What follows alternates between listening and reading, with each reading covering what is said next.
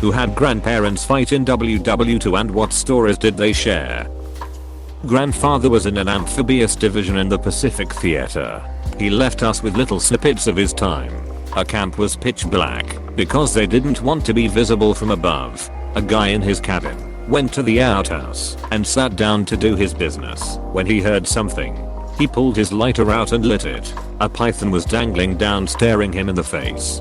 He and another man were walking on a beach and the other guy just got shot through the head from a sniper. That sniper's decision led to my existence. General MacArthur showed up and gave him a promotion along with a few others. They took a video of MacArthur shaking the hands of a line of soldiers and used it for a pro-American propaganda film to be played before movies in the US. My grandma saw it and freaked the F out, and the theater owners gave her a copy of the photo. Navy PR makes a lot of people think the Pacific was all Marines when in reality the Army had over 5 times as many divisions deployed there. The fighting the Army did under MacArthur against the vanguard of the IJA in the Philippines and New Guinea campaigns were brutal. A lot of people don't know that the Army had the unfortunate honor of defeating the largest Japanese Banzai assault in history, and also for deploying paratroopers to airdrop onto a tiny contested island. The war was crazy huge, but it seems like we only ever read about D-Day, the Bulge, and Iwo Jima. My grandpa was in the Army. He never spoke about his service, but he was shot in the ankle and captured.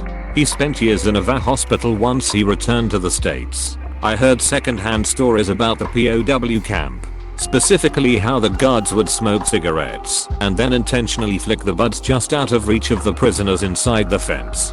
He and his buddies devised a tool to reach out through the fence and grab the butts when the guard turned their back. They'd then pass the butt between them to get a tiny puff. He was a very kind, very quiet, very intelligent man who had a very bad drinking problem. Edited. Thanks for all the responses and awards. My grandfather was a trained medic, not frontline, but where they took immediate survivors. The Germans were known so sabotage train bridges, and it was standard protocol to stop and inspect them before crossing. Well, his conductor was drunk and not only didn't stop, but was speeding into the bridge when it exploded. My aunt has the pictures, but let's just say the rubble he was found under. Wooden trains don't just derail, they shatter. Especially off a bridge, was crazy. He described it to me, and I wanted to cry. He lost many friends. Have a letter from my grandfather. It was short, because it was V-mail, but he basically says a friend of mine was killed by a bomb hidden in a cow carcass. Germans were vicious MOFOs with the bombs. They were viscous mother duckers, weren't they? It's weird because I remember a fact he told me about that train. He was in France during D-Day, outside of Normandy, and he asked me, what do you think was the most common injury we treated that day? I said gunshot. He said no. Crazy as it sounds, the bombs hitting the water next to the transport/drop ships in the water created a void and caused the ship to drop, causing all the men with their heavy backpacks to drop down while standing. This resulted in broken backs, knees and other terrible, technically non-combat, I know, injuries. Basically if they didn't get shot, blown up, or drowned, they were disabled. I just reread that sentence and realize how awful this war was. Man. My great uncle was in WW2. He was a POW in Germany and was on the cattle trains to camp with people packed so tight they couldn't fall down when they died. They made a stop on the way to the POW camp, and there was a farmer who lost all his sons to the war and needed someone to help his farm. They allowed him to take one prisoner as a worker on his farm, and he chose my uncle because he reminded him of his son. He spent the rest of the war working at this farm and then came back home after the war was over. There's a lot of missing details there, but that's the story my dad got, as far as he knew. Everyone else on that train died in the camps. War is hell, and the things soldiers do are awful. But I think about that farmer a lot. His sons died, and he was close to starving trying to keep his farm going and had to go reach out to the soldiers to try and survive, and was very thankful to have another kid around the farm helping him. Also, the soldiers running enemies to prison camps had no reason to help this dude, nor should they have ever trusted a prisoner to not run away and start fighting again. But they let him go, and he lived a full life because of it. None at all. My grandpa went to Europe as a teenager, and it must have been messed up, because he never talked about his experience all the way up to his death. He came back with 3 medals and nobody in the family knows what he did to get them. My dad's father was the same. He served but didn't talk about it. My mom's dad served in the Korean War.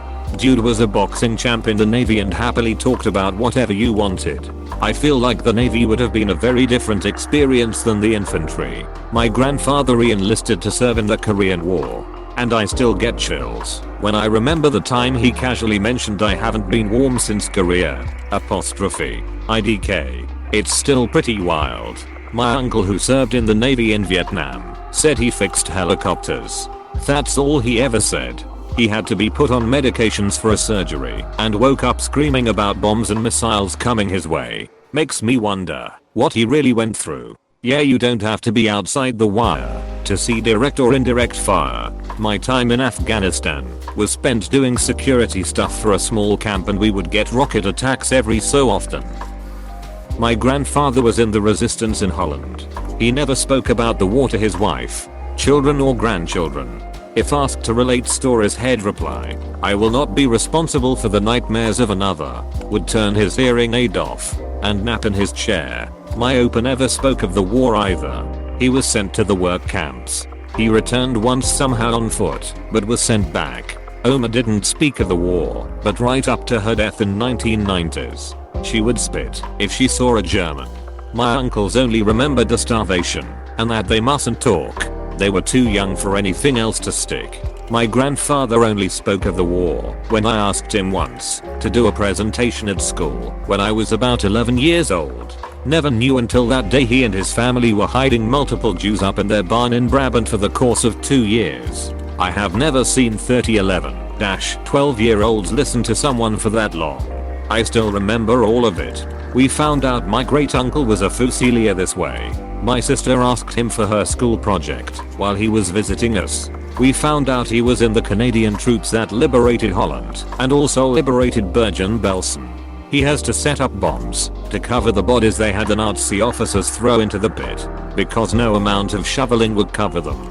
He didn't talk about the war until that point, 60 years later. He told us never let anyone tell you the Holocaust didn't happen. I was there. He was 19 going to war and it fundamentally changed him. He was a very damaged man that drank a lot.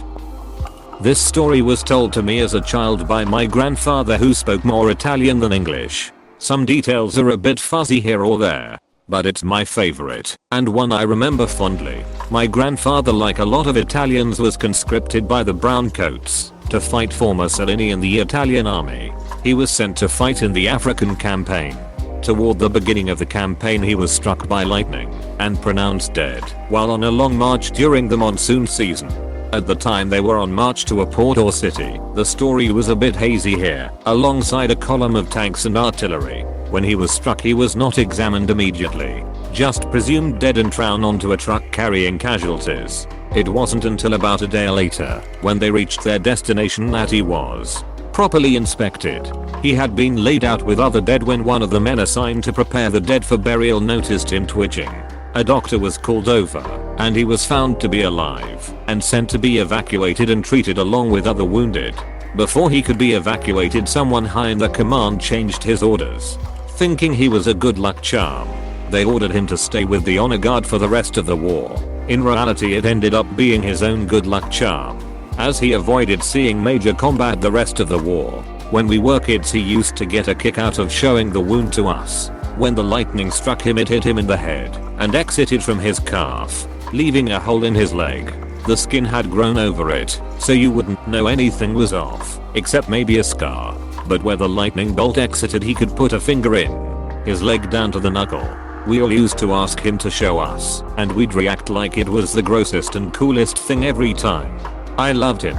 He was a great man, who after the war made his way to America to ensure we had every opportunity in life. TLDR, my grandfather was struck by lightning in the war and thought dead, only for them to realize he was alive days later. He rode out the rest of the war as a good luck charm for the command and made it home to his family to later bring them to America. Both my grandfathers served in the US Army Air Force. One was a waist gunner on a B-17. He caught some shrapnel from a German AA Gun 1 mission and almost bled out on the return trip. While he was in the hospital his plane was shot down.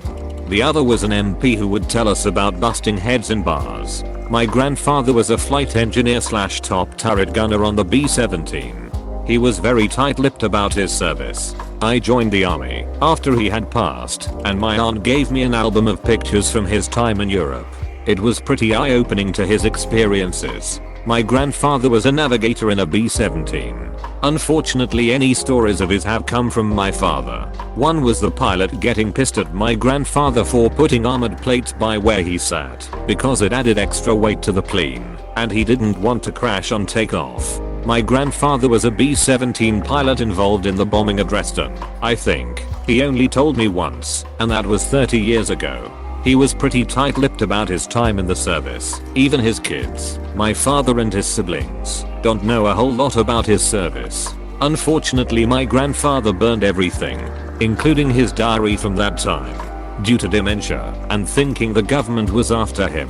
And my father doesn't like to think about it cause he was out of the country when my grandfather passed, which is a pretty painful memory for him. So any details from my grandfather's time in WW2 are pretty much lost. My grandfather was a tail gunner on a B-17. I think he also had a bombing run on Dresden. He was shot down in July of 1943.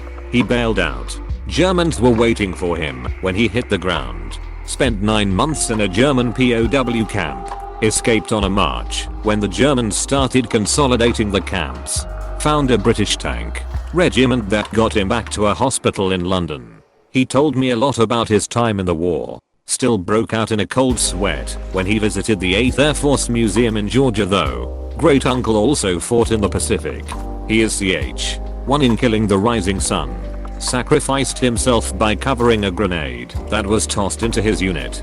Died a few days later on a hospital ship. My grandfather was also a tail gunner in a B-17. Unfortunately he passed before I was born. But from what I was told he and his crew flew 25 successful missions. Sadly, a lot of his service records were destroyed in a fire long before they were digitized. I believe he was in the 322nd Squadron. My grandpa on my dad's side was 17 at the time and lied about his age to get into the Navy. He played saxophone in the Navy band aboard ships in the Pacific. I don't think he ever saw action, though, aside from that 6-axe action of course. My paternal grandfather landed on Omaha on D-Day. That's it. That's all he ever shared. We know he spent the duration of the war in Europe, but whatever he saw or did was too much to ever tell my grandmother, dad, aunt or uncle. I think my granddad landed 2 or 3 days after D-Day and he never talked to me about it until a few months before his death. He recalled arriving on the beach and having to cross over the bodies of the fallen soldiers. It deeply affected him. Having him share just a few stories with me before he died this year felt like such an honor, as he never shared much with anyone about this time. Edit, for those curious. My granddad was a sergeant in the 554th Anti-Aircraft Artillery Battalion. He also participated in the Battle of the Bulge and was awarded a Bronze Star for his service. Same. My grandpa never said anything about the war until a few months before he died. All he mentioned was that he had a dream about a young man he shot. It turned out that he was a first scout in the US Army and was instrumental in liberating a sub-camp of Buchenwald or Druff. No one besides my grandmother had any idea until we read his obituary. My granddad was in WW2 in a tank destroyer unit. He never talked about it, but when I got back from a trip to Paris in high school he asked if it was still all blowed up over there, and said the last time he was there it was a big old mess. That's funny your granddad asked if it's still a mess. My grandpa used to give my dad shit because my dad got sent to Germany in '69. When my grandpa was there everything was bombed to shit. He would say my pops had it made because the base had roofs by the time my dad got there. Grandfather trained in Canada with British officers before flying to Britain. Went to Italy, was almost killed when his jeep drove off a cliff to avoid capture by Nazis. Was taken back to Britain to heal. Looked up the family of an officer he knew. Officer's sister became my grandmother. Grandfather was a US sniper in the Pacific. One of the best stories was of a cocky officer who showed up and lined all the infantry up on the beach to tell them they were a bunch of pansies and he was going to whip them into shape.